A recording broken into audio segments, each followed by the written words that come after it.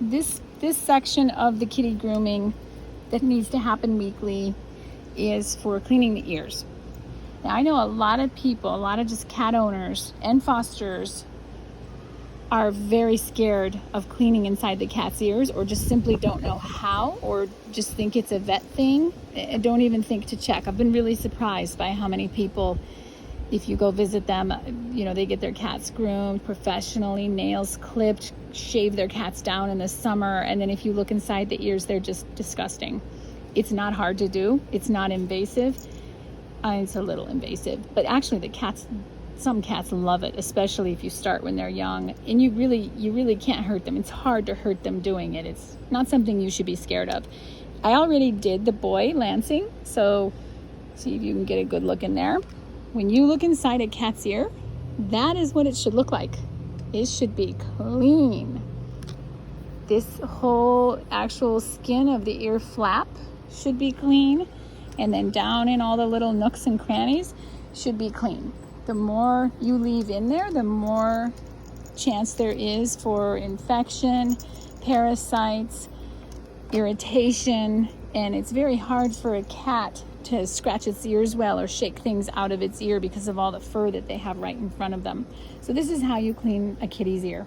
Like I said, I love this EpiClean stuff.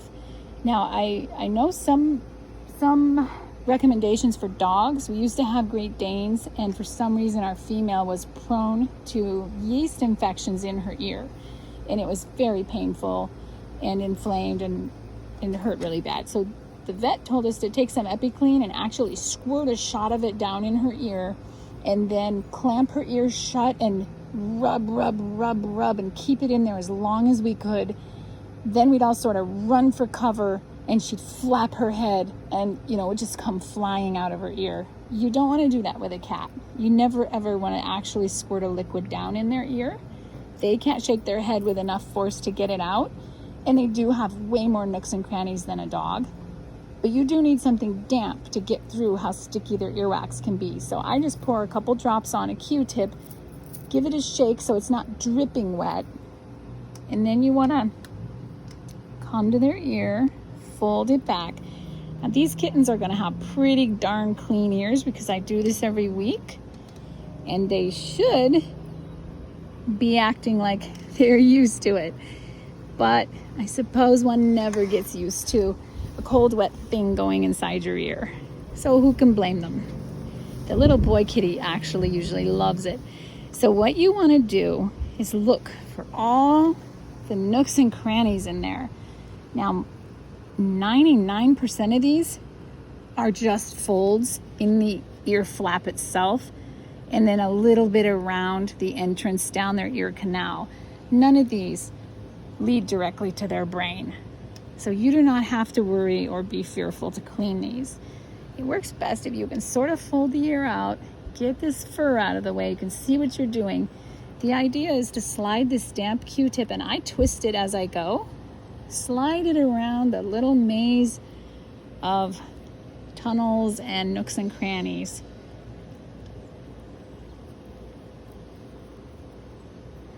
There we go. And then as you go lower and lower, you are going to get nearer to the great big ear canal that probably goes somewhere more vital. See, and they know it when you get close to that. So that'll tell you to back off a little bit. Usually what I find in that big ear canal are stray hairs.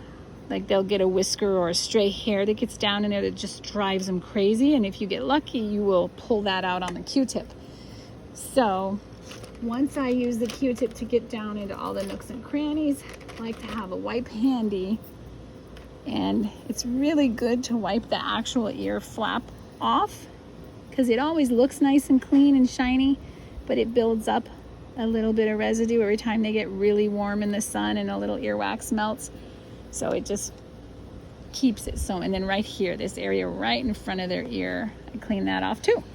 So you do the same thing on the other side, and that is basically how you clean a cat's ear properly. When you're all done with those things, you want to take a completely dry Q-tip, and then you want to go over it one more time just to make sure you are not leaving them with a damp ear.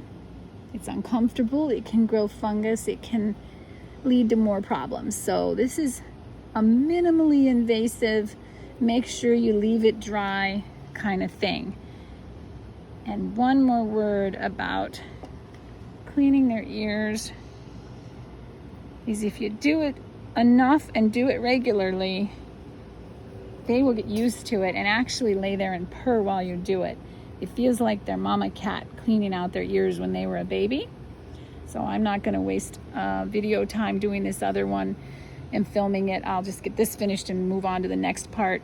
I also wanted to say, when you get a kitten with ear mites, if you aren't familiar with that, it's going to almost look like they have mud. It's a brownish black and there's just chunks everywhere, and it's just going to look really filthy. That's an actual little parasite type. I don't know if it's technically an insect, but it's gross. And you do not need to go into the vet and pay for the over $100 treatment to get rid of those. That's something just like fleas.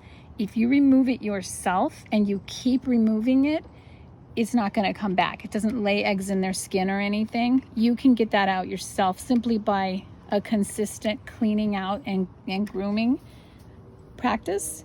So you don't have to put a toxic systemic poison into them or onto them to get rid of those.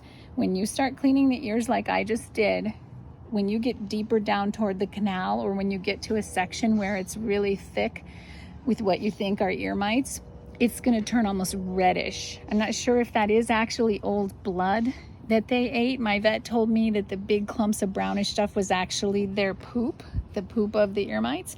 But then there are times when I get all that out of a rescue kitten, and then I'll get a really big clump of it or something, and it's reddish, rusty looking. So I suppose they're like fleas and they suck the kitten's blood. I'm not even sure. I don't need to know. I just need to get it out. So that's something that if you do this routine every single week, you're going to get rid of that on your own, and you don't need to do anything else more invasive or toxic for the kitten. And the younger the kitten is, the better it is to do it the old-fashioned way and just manual labor, clean it out, get it out of their ears. All right, that's it for the ear section.